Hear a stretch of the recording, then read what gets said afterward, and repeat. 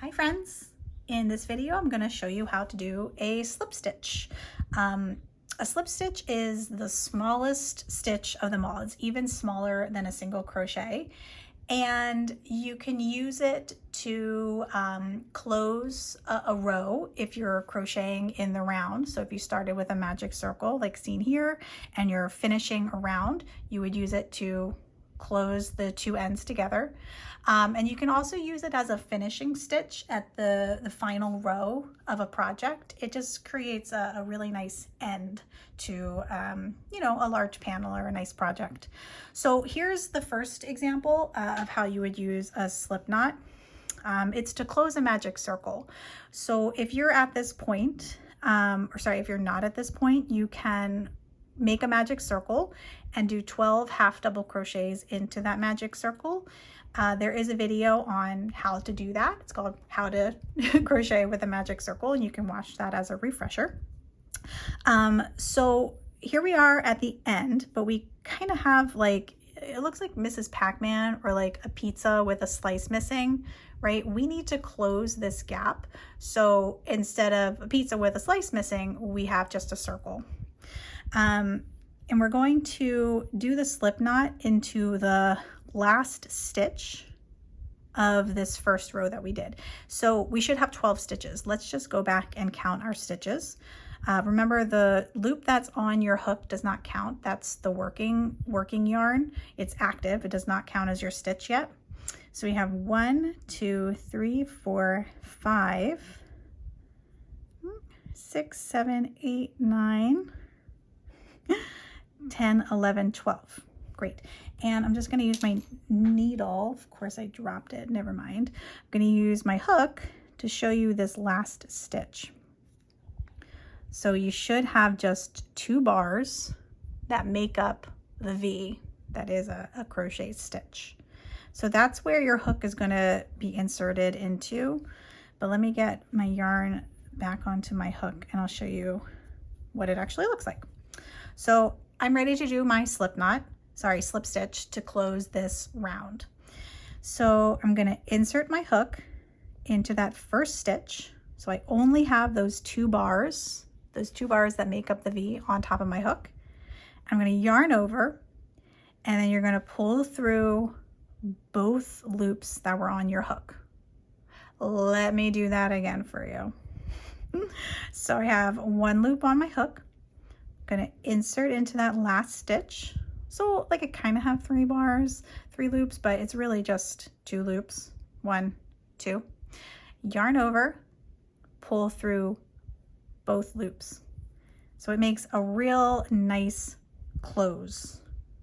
And then you have almost a perfect circle. I don't like the word perfect, but and then from here, whatever you're making, if you're doing a hat or a little flower or an amigurumi, you'd always make your chains and then you keep working around. But I'm going to now show you how to do a slip stitch to finish finish a project. So here is the other way you can use slip stitches. You can use them to create a nice, clean, and stable final row to finish a project. So I just did 4 half double crochet rows just to make a little rectangle. And to do a 1 row of slip stitches, you don't have to do any chains before you turn your work.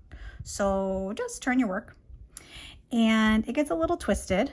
So you got to kind of pull things apart with your fingers. But we're going to work into this first stitch. So there's nothing to skip, right? There are no chains to skip. We're working into the first loop from our hook, the first stitch from our hook. We're going to insert our hook into that stitch, yarn over, and you're going to pull through both loops on your hook. So the difference between all the other stitches and a slip stitch is you only yarn over once. So let's do it again.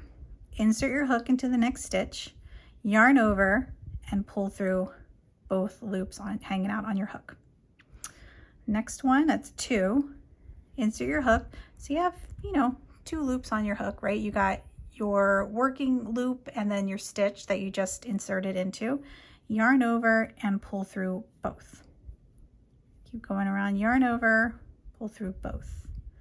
So it's a quick stitch to do because you don't have to do multiple yarn overs, but it is a very tiny stitch. So I really only like to use it for finishes. When you get to more advanced stuff, you can use it for ribbing. I only did 10 stitches for this little swatch, but here is my last stitch that I need to slip stitch into. So make sure you're just going into the stitch, the gap right below the V, those 2 bars. So yarn over and pull through 2. So let's take a look at what we just did. It's a very tight stitch. I don't know if, I wish you could feel that, but like if I squeeze down here where all of my half double crochets are, there's lots of stretch, but actually I stretched out too much. If I squeeze here, there's not that much stretch. It's a very tight, secure finishing stitch. And you can use it like around necklines or around cuffs for sleeves, maybe like the top of a bag if you're crocheting a bag or something like that. So that's another way to use slip stitches. Yeah, so this video showed you 2 different ways to slip stitches.